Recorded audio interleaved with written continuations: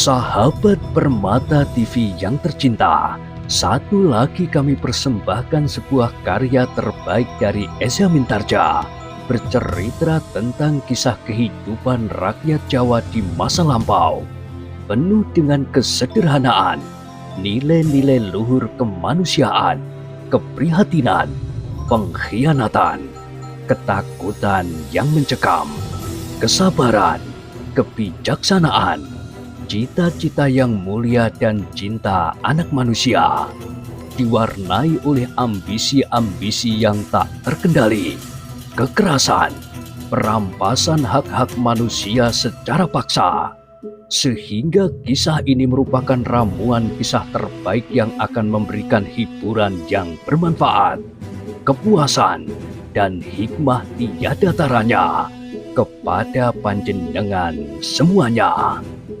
Dengan judul Tanah Warisan. Pada kesempatan yang sangat baik ini, kita masuk pada seri yang ke-10. Selamat menikmati.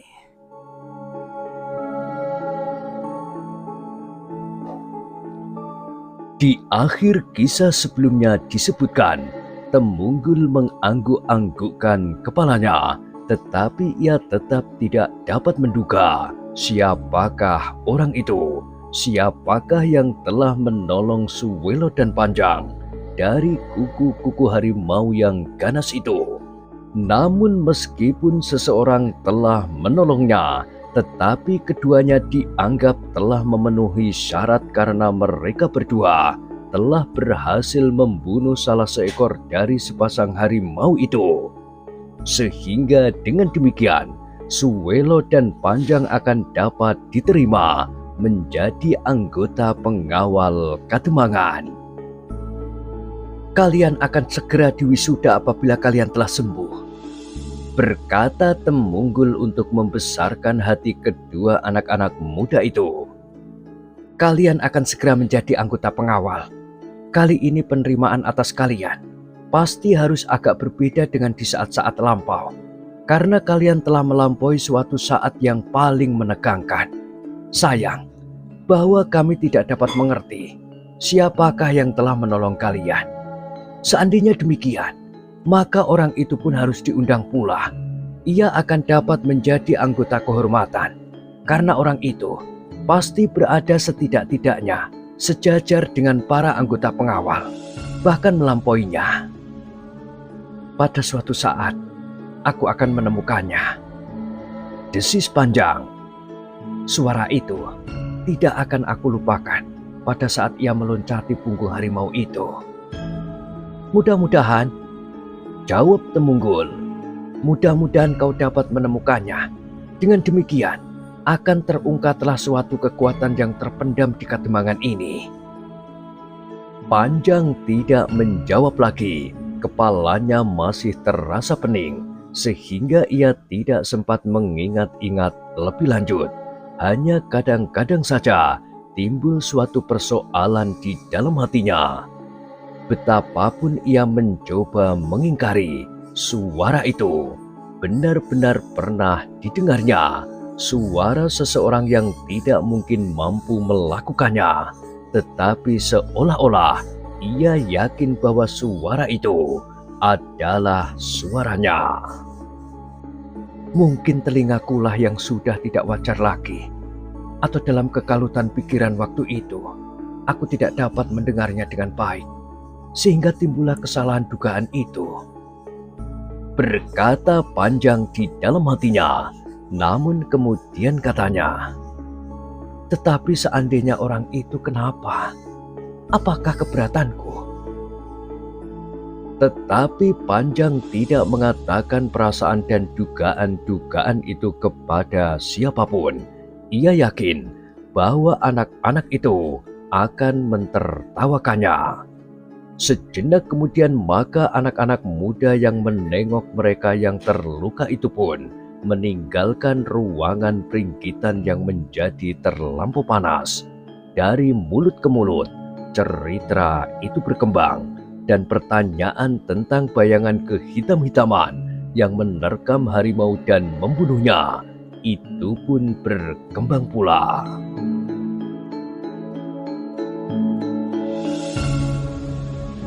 Suwelo dan Panjang yang merasa keadaannya telah menjadi semakin baik, minta kepada Ki Demang untuk pulang saja ke rumah masing-masing. Di rumah mereka akan menjadi lebih tentram dan mudah-mudahan dengan demikian menjadi lebih cepat sembuh. Ki Demang, para pemimpin Kademangan yang lain, dan Temunggung tidak merasa keberatan atas permintaan itu. Karena itu, maka mereka pun segera menyiapkan sebuah pedati untuk membawa keduanya pulang ke rumah masing-masing. Yang mula-mula diantar pulang adalah Suwelo, kemudian baru Panjang. Perlahan-lahan pedati itu berjalan dengan tenangnya di atas tanah berbatu-batu, sehingga gemeretak rodanya telah membangunkan anak-anak yang sedang tidur di pangkuan ibunya di bawah pepohonan rindang di halaman. Bramanti yang sedang duduk di bawah sebatang pohon sawo pun mengangkat wajahnya. Jarang sekali sebuah pedati lewat di jalan di muka halaman rumahnya. Karena itu, tanpa sesadarnya ia berdiri dan berjalan ke regol untuk melihat apakah yang telah diangkut di dalam pedati itu. Anak muda itu terkejut ketika ia melihat beberapa anak-anak muda berjalan di sisi pedati itu. Dengan hati yang berdebar-debar, ia kemudian masuk kembali ke dalam regol rumahnya supaya tidak menimbulkan persoalan yang tidak dikehendakinya. Meskipun demikian, ia tetap berdiri di balik pintu kalau ia dapat mengintip apakah yang ada di dalam pedati itu.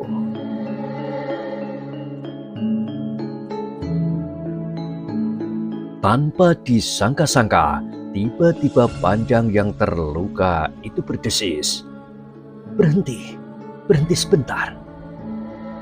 Pedati itu pun segera berhenti. Anak-anak muda yang mengikuti pedati itu pun segera mendekat dan berkerumun di sekeliling Panjang yang berbaring di dalam pedati. "Kenapa kau berhenti di sini, Panjang?" bertanya salah seorang anak muda. Panjang berdesis dan kemudian katanya, "Tolong, panggil Bramanti." "Untuk apa kau panggil anak itu?" "Tolonglah, panggil Bramanti." Bramanti yang berdiri di balik pintu mendengar pula percakapan itu, sehingga dadanya pun menjadi berdebar-debar. "Apakah kau memerlukannya?" bertanya anak muda yang lain. "Iya, aku memerlukannya." "Kau ingin mencambuknya seperti Suwelo di arena?" "Tolong, panggilkan anak itu." Dua orang anak-anak muda kemudian melangkah masuk regol. Mereka terkejut ketika mereka menjumpai Bramanti sudah berada di balik pintu. "Hei, kau mengintip kami ya?" bertanya salah seorang dari kedua anak-anak muda itu. Bramanti menggelengkan kepalanya. "Bukan maksudku, aku memang tertarik kepada sebuah pedati yang lewat di jalan ini." Kedua anak-anak muda itu saling berpandangan. Kemudian yang seorang bertanya, "Apakah anehnya pedati lewat di jalan ini? Dan apakah yang menarik?" Bramanti tidak menjawab ketika matanya membentur tatapan mata anak muda itu. Cepat-cepat digesernya pandangannya.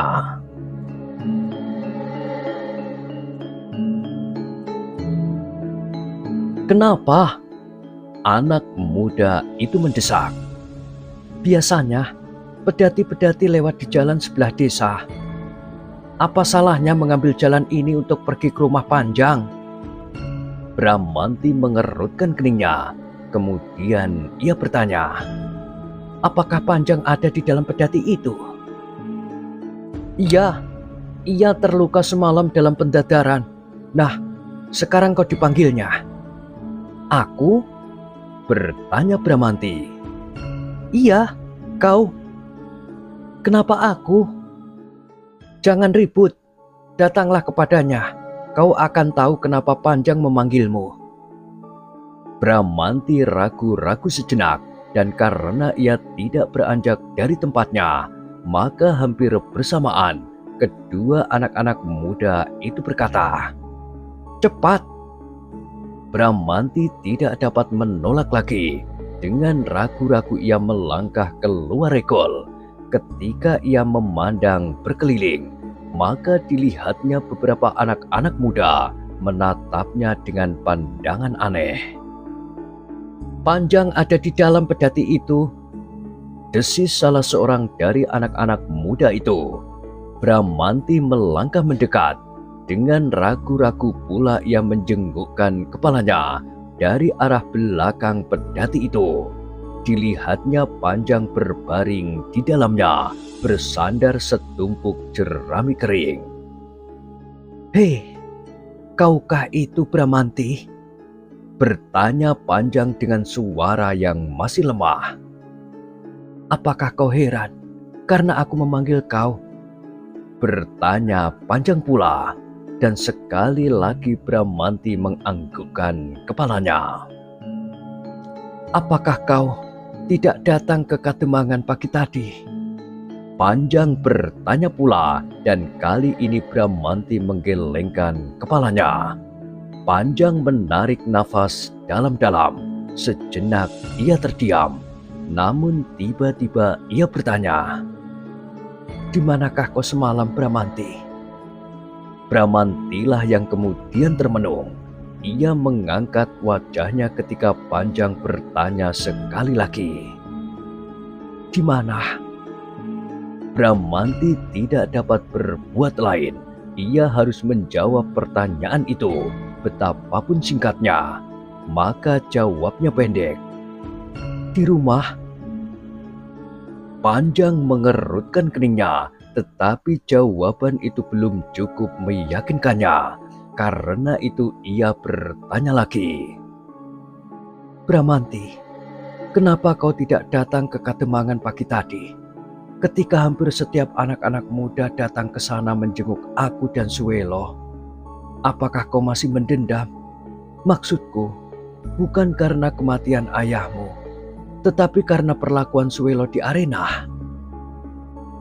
Bramanti menggeleng-gelengkan kepalanya, tetapi ia terpaksa menjawab pula dengan kata-kata, "Tidak, Panjang, sama sekali tidak. Aku tidak mendendam, tetapi justru aku takut kalau kehadiranku akan dapat menumbuhkan persoalan baru lagi bagiku." Panjang mengerutkan keningnya. Dicobanya untuk meyakinkan dirinya bahwa suara itu adalah suara yang didengarnya semalam. Namun demikian Panjang masih tetap ragu-ragu. Tekanan kata-katanya agak berbeda meskipun Panjang dapat menduga bahwa semalam kata-kata itu diucapkan dalam keadaan tergesa-gesa. Namun tiba-tiba Panjang itu mengangkat kepalanya. Betapapun lemahnya, namun ia mencoba untuk bangkit dan bersandar pada kedua tangannya. Dengan dada yang berdebar-debar, ia memandang dada Bramanti yang digarisi oleh jalur-jalur merah. Dengan serta-merta Panjang bertanya, "Kenapa dadamu, Bramanti?"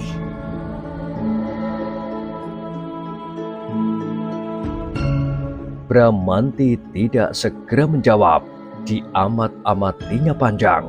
Kemudian ia berkata, "Aku tergelincir pagi tadi ketika aku mengambil bumbung legen dari batang kelapa itu." "Apakah kau tidak berbohong, Bramanti?" "Kenapa aku mesti berbohong? Apakah keuntunganku?" "Dan jalur-jalur di lengan dan tengkukmu itu?" Bramanti menarik nafas dalam-dalam. Desahnya, "Karena kebodohanku, inilah akibat cambuk Suelo kemarin."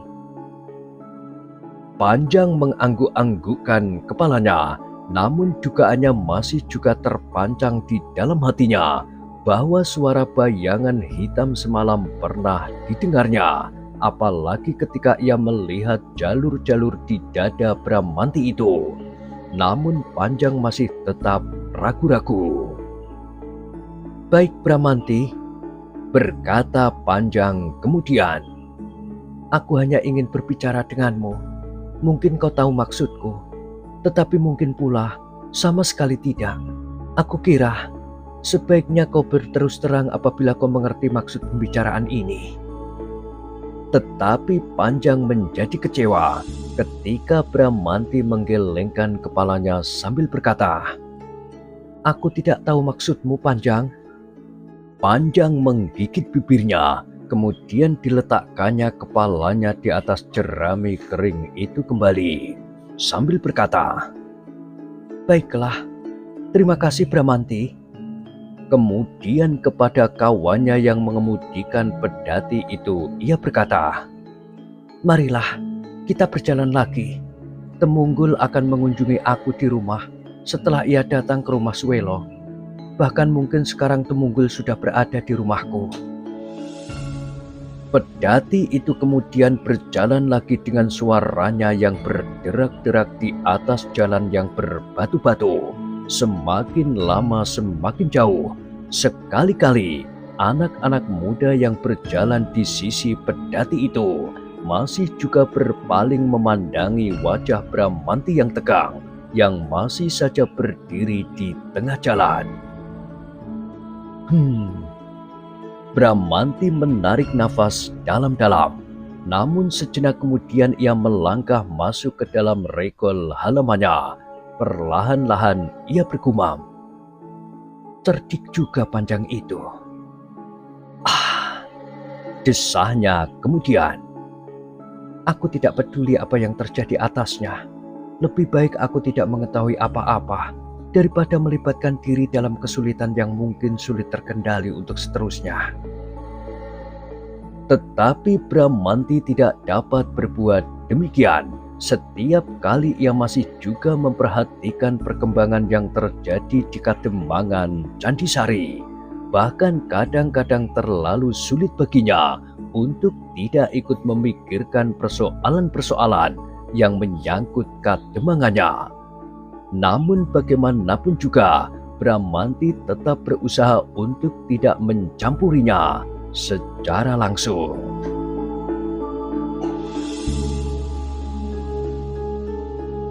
Sementara itu, Suwelo dan Panjang berangsur-angsur menjadi baik kembali. Keduanya sudah dapat berada di lingkungan anak-anak muda lagi, meskipun masih harus tetap berhati-hati dengan luka-lukanya. Geseran-geseran kecil saja akan dapat membuat luka-luka itu berdarah lagi. Namun untuk tetap tinggal di rumah agaknya terlalu menjemukan bagi kedua anak-anak muda itu. Yang mengherankan bagi Bramanti, setelah peristiwa sepasang harimau itu, Panjang kadang-kadang ke rumahnya tanpa maksud tertentu. Berbeda dengan anak-anak muda yang lain, Panjang bersikap jauh lebih baik kepadanya. Meskipun kemudian Panjang tidak pernah memperkatakan harimau itu lagi, tetapi ia masih tetap berkunjung ke rumah Bramanti apabila lewat jalan di depan regol halaman rumah itu. "Kau terlampau menyendiri Bramanti," berkata Panjang. "Bukan maksudku," jawab Bramanti.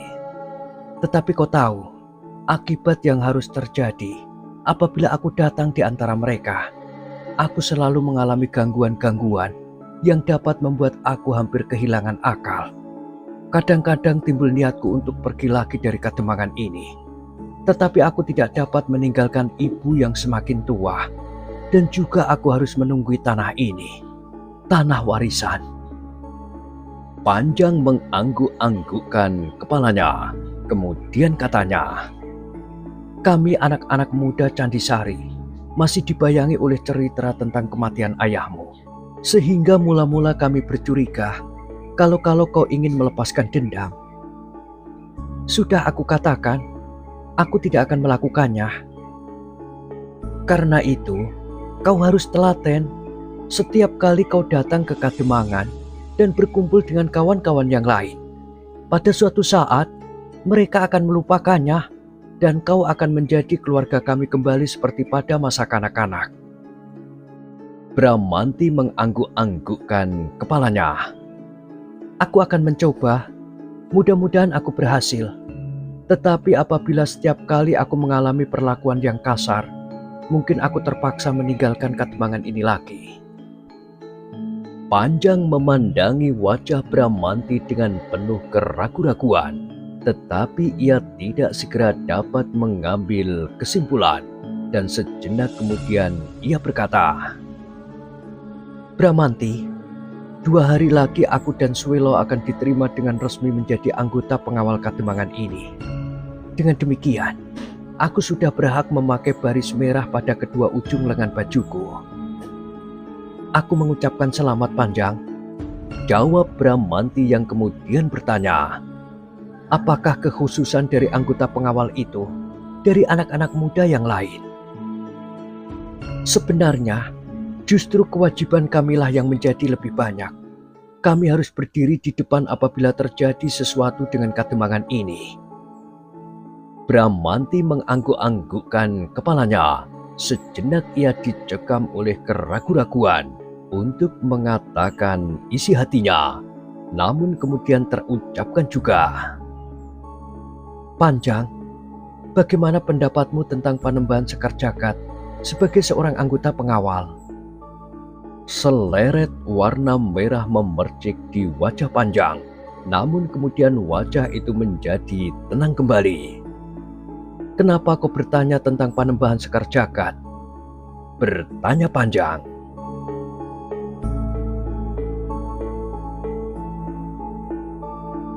Bukankah setiap kali ia datang ke Kademangan ini untuk merampas hak milik rakyat di Kademangan ini, semakin lama menjadi semakin berani?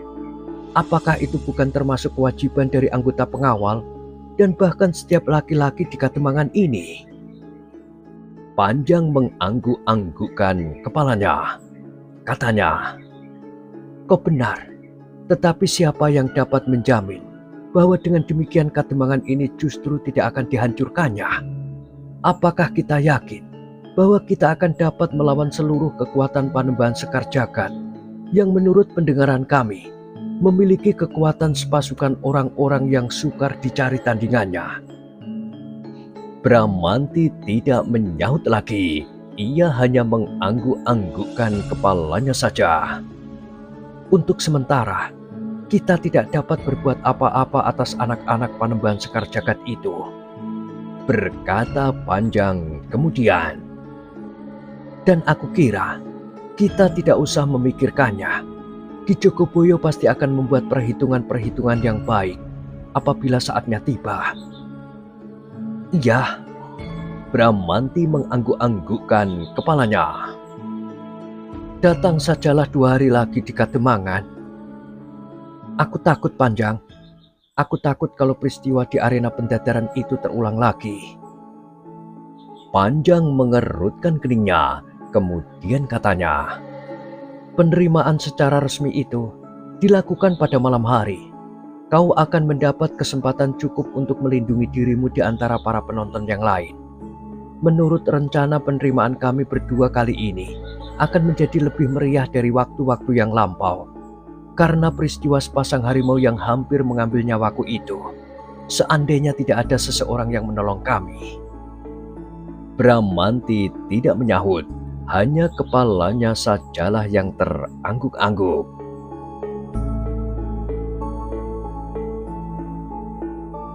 Kau akan dapat melihat kemeriahan Kademangan ini, meskipun kami selalu merasa dibayangi oleh Panembahan Sekar Jagad. Bramanti mengangguk-anggukkan kepalanya. Mudah-mudahan aku mempunyai keberanian untuk melihat. Kau akan melihat gadis-gadis Kademangan ini menari dan berdendang. Panjang berhenti sejenak, lalu katanya, apakah kau sudah mengenal sekuntum bunga di antara gadis-gadis di Kademangan ini? seorang penari yang tidak ada bandingnya. Bramanti menggelengkan kepalanya. Belum, jawabnya. Tentu sudah kau kenal di masa kanak-kanak. Siapa? Namanya Ratri. Oh, tiba-tiba saja Bramanti berdesir. Namun ia berusaha untuk melenyapkan segala macam kesan di wajahnya. Sambil mengangguk-anggukkan kepalanya, ia menjawab, "Iya, aku memang sudah mengenalnya. Bukankah Ratri bakal istri Temunggul itu yang kau maksud?" Panjang mengerutkan keningnya. Siapa yang mengatakan bahwa Ratri bakal istri Temunggul? Oh, Bramanti tergagap. Maksudku, bukankah mereka telah berjanji untuk kemudian hidup bersama-sama?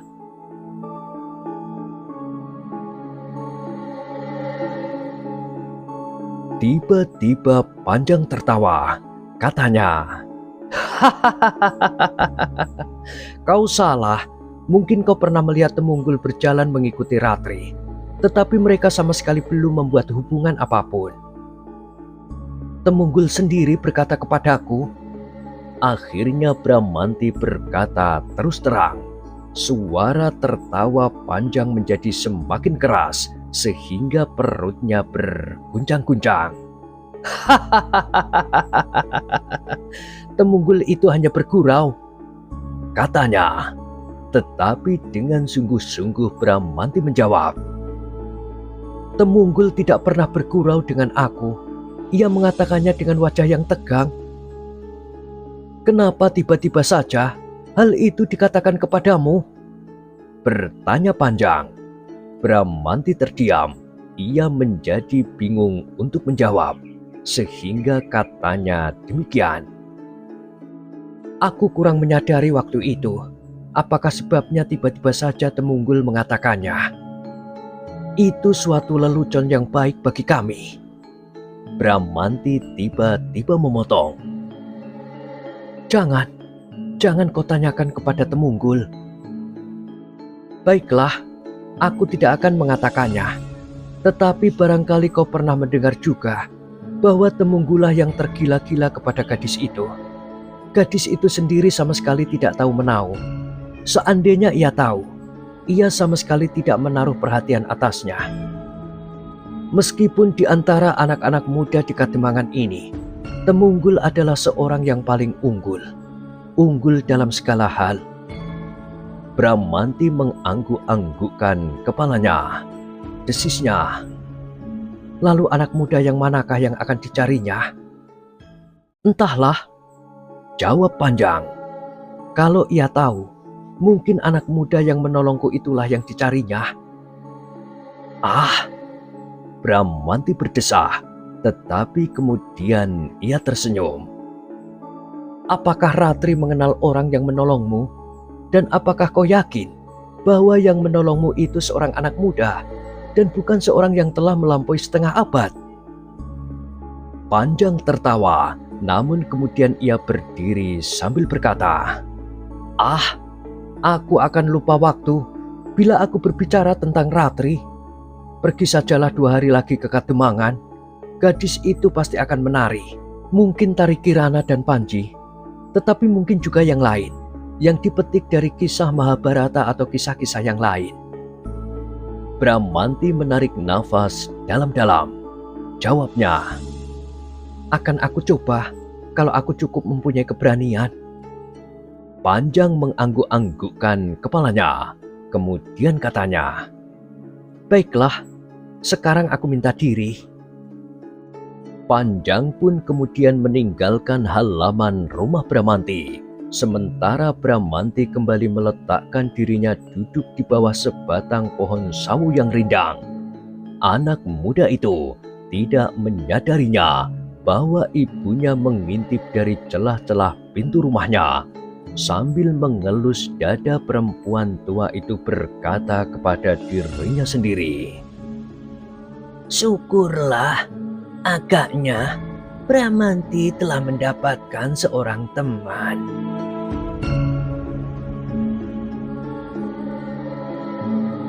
2 hari kemudian, Kademangan Candi Sari menjadi sibuk.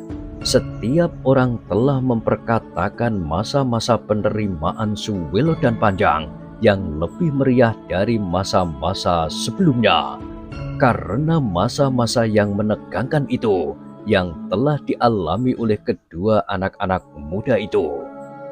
Ketika matahari merendah di ujung langit, maka Kademangan itu menjadi semakin ramai.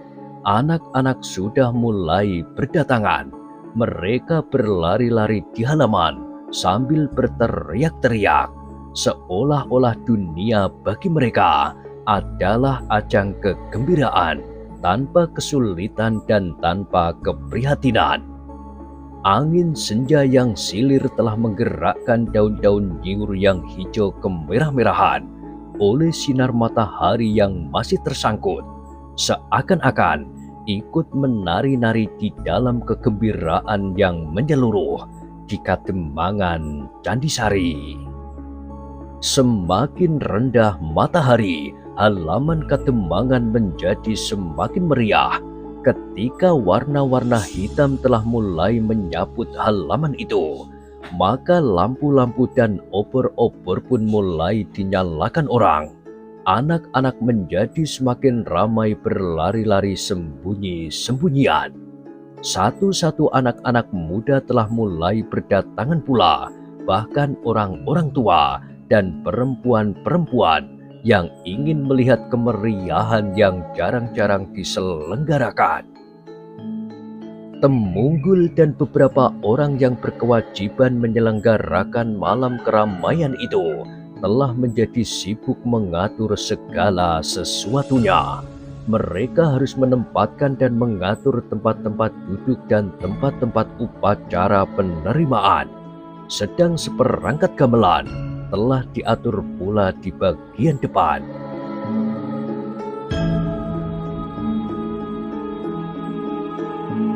Sementara itu, di gandok sebelah timur, para penari telah sibuk memilih pakaian yang akan mereka pakai. Sejenak kemudian, mereka pun telah mulai berhias. Di antara mereka terdapat seseorang penari yang paling dikagumi di Kademangan itu, Ratri. Ratri sendiri meskipun ia menyadari kelebihannya dari kawan-kawannya itu, namun sebenarnya ia tidak ingin sama sekali mendapat sanjungan yang berlebih-lebihan. Sebagai seorang gadis ia memang berbangga di dalam hati, tetapi ia justru cemas akan kelebihan-kelebihan yang ada padanya. Kelebihan-kelebihan itu akan sangat menarik perhatian orang, apalagi anak-anak muda. Dengan demikian maka kelebihan-kelebihan yang ada padanya itu akan dapat menyeretnya ke dalam kesulitan. Ketika gelap malam telah menyelubungi Kademangan Candi Sari, maka upacara penerimaan kedua anak-anak muda itu pun segera dimulai. Temunggul bersama Ki Demang dan Ki Jogoboyo telah siap untuk mengucapkan kata-kata penerimaan dan memberikan baju yang berseleret merah di kedua ujung lengannya. Tetapi upacara itu sendiri sama sekali tidak menarik bagi anak kecil. Mereka bersungut-sungut ketika anak-anak muda, kakak-kakak mereka bertepuk tangan menanggapi upacara itu. Yang ditunggu oleh anak kecil adalah berbagai macam pertunjukan, dan bahkan sebagian anak-anak muda pun mengharap agar upacara itu pun segera selesai, agar mereka segera dapat menyaksikan berbagai macam tari-tarian, terutama tarian yang akan dibawakan oleh Ratri. Tepuk tangan seolah-olah meruntuhkan langit ketika upacara penerimaan itu sudah selesai. Suwelo dan Panjang kini telah berhak memakai baju-baju yang berdiri anggota pengawal Kademangan.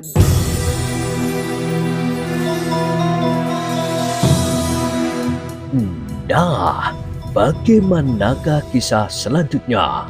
Silahkan ikuti terus. kisah Tanah Warisan pada kesempatan berikutnya. Sampai jumpa.